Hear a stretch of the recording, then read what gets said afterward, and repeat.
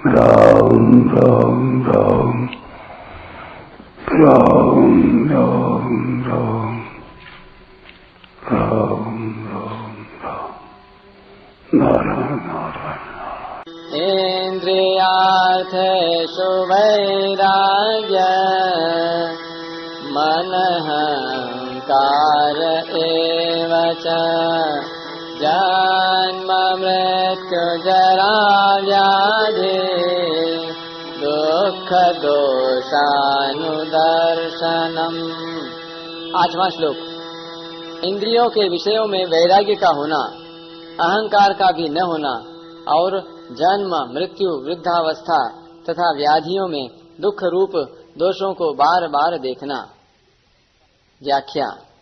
इंद्रियार्थेषु वैराग्यम, लोक परलोक के शब्द आदि समस्त विषयों में इंद्रियों का खिंचाव न होना ही इंद्रियों के विषयों में राग रहित होना है।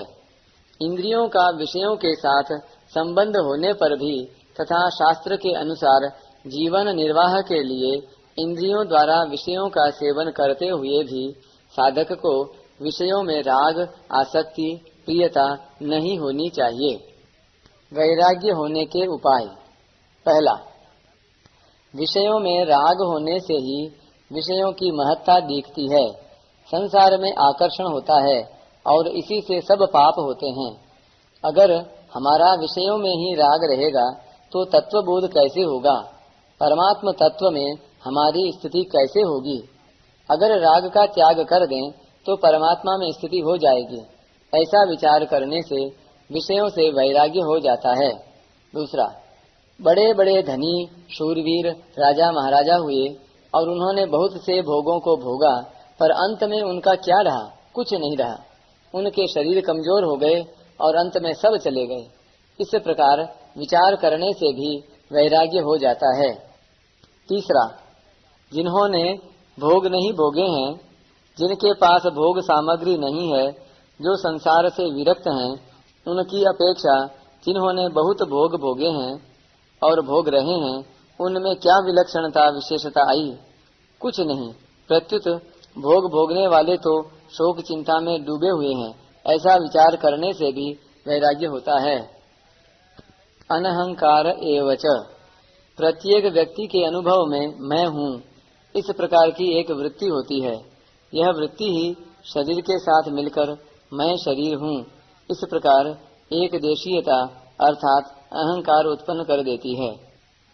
इसी के कारण शरीर नाम क्रिया पदार्थ भाव ज्ञान त्याग देश काल आदि के साथ अपना संबंध मानकर जीव ऊंच नीच योनियों में जन्मता मरता रहता है। यह अहंकार साधन में प्रायः बहुत दूर तक रहता है। वास्तव में इसकी सत्ता नहीं है, फिर भी स्वयं की मान्यता होने के कारण व्यक्तित्व के रूप में इसका भान होता रहता है। भगवान द्वारा ज्ञान के साधनों में इस पद का प्रयोग किए जाने का तात्पर्य शरीर आदि में माने हुए अहंकार का सर्वथा अभाव करने में है, क्योंकि जड़ चेतन का यथार्थ बोध होने पर इसका सर्वथा अभाव हो जाता है। मनुष्य मात्र अहंकार रहित हो सकता है, इसीलिए भगवान यहाँ अनहंकारः पद से अहंकार का त्याग करने की बात कहते हैं। अभिमान और अहंकार का प्रयोग एक साथ होने पर उनसे अलग अलग भावों का बोध होता है। सांसारिक चीजों के संबंध से अभिमान पैदा होता है। ऐसे ही त्याग वैराग्य विद्या आदि को लेकर अपने में विशेषता देखने से भी अभिमान पैदा होता है। शरीर को ही अपना स्वरूप मानने से अहंकार पैदा होता है। यहाँ अनहंकारः पद से अभिमान और अहंकार दोनों के सर्वथा अभाव का अर्थ लेना चाहिए। मनुष्य को नींद से जगने पर सबसे पहले अहम अर्थात मैं हूँ इस वृत्ति का ज्ञान होता है। फिर मैं अमुक शरीर नाम जाति वर्ण आश्रम आदि का हूँ ऐसा अभिमान होता है। यह एक क्रम है। इसी प्रकार पारमार्थिक मार्ग में भी अहंकार के नाश का एक क्रम है। सबसे पहले स्थूल शरीर से संबंधित धन आदि पदार्थों का अभिमान मिटता है। फिर कर्मेंद्रियों के संबंध से रहने वाले कर्तृत्वाभिमान का नाश होता है। उसके बाद बुद्धि की प्रधानता से रहने वाला ज्ञातापन का अहंकार मिटता है। अंत में अहम वृत्ति की प्रधानता से जो साक्षीपन का अहंकार है वह भी मिट जाता है। तब सर्वत्र परिपूर्ण सच्चिदानंद घन स्वरूप स्वतः रह जाता है। अहंकार से रहित होने के उपाय। पहला, अपने में श्रेष्ठता की भावना से ही अभिमान पैदा होता है। अभिमान तभी होता है जब मनुष्य दूसरों की तरफ देखकर यह सोचता है कि वे मेरी अपेक्षा तुच्छ हैं। जैसे गांव भर में एक ही लखपति हो तो दूसरों को देखकर उसको लखपति होने का अभिमान होता है, परंतु अगर दूसरे सभी करोड़पति हों तो उसको अपने लखपति होने का अभिमान नहीं होता। अतः अभिमान रूप दोष को मिटाने के लिए साधक को चाहिए कि वह दूसरों की कमी की तरफ कभी न देखे, प्रत्युत अपनी कमियों को देखकर उनको दूर करे। तेरे भावे जो करे भलो बुरो संसार, नारायण तू बैठ के अपनौ भवन बुहार। दूसरा, एक ही आत्मा जैसे इस शरीर में व्याप्त है ऐसे ही वह अन्य शरीरों में भी व्याप्त है, सर्वगतः। परंतु मनुष्य अज्ञान से सर्वव्यापी आत्मा को एक अपने शरीर में ही सीमित मानकर शरीर को मैं मान लेता है। जैसे मनुष्य बैंक में रखे हुए बहुत से रुपयों में से केवल अपने द्वारा जमा किए हुए कुछ रुपयों में ही ममता करके उनके साथ अपना संबंध मानकर अपने को धनी मान लेता है, ऐसे ही एक शरीर में मैं शरीर हूँ ऐसी अहंता करके वह काल से संबंध मानकर मैं इस समय में हूँ, देश से संबंध मानकर मैं यहाँ हूँ, बुद्धि से संबंध मानकर मैं समझदार हूँ, वाणी से संबंध मानकर मैं वक्ता हूँ आदि अहंकार कर लेता है।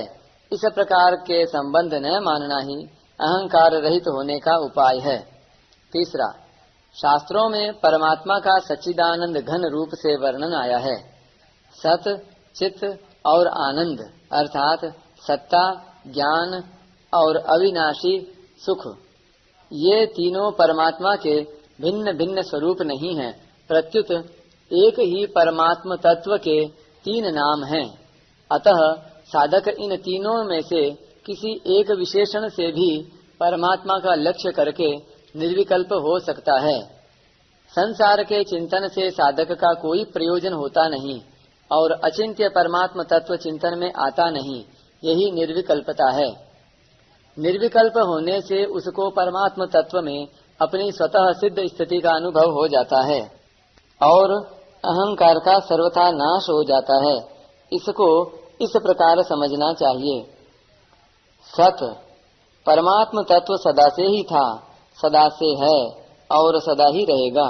वह कभी बनता बिगड़ता नहीं, कम ज्यादा भी नहीं होता, सदा ज्यों का त्यों रहता है।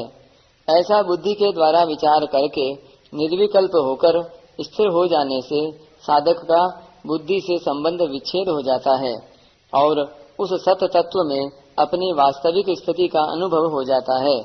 ऐसा अनुभव होने पर फिर अहंकार नहीं रहता। चित्त, जैसे प्रत्येक व्यक्ति के शरीर आदि अहम के अंतर्गत दृश्य हैं, ऐसे ही अहम भी मैं, तू, यह और वह के रूप में एक ज्ञान के अंतर्गत दृश्य है।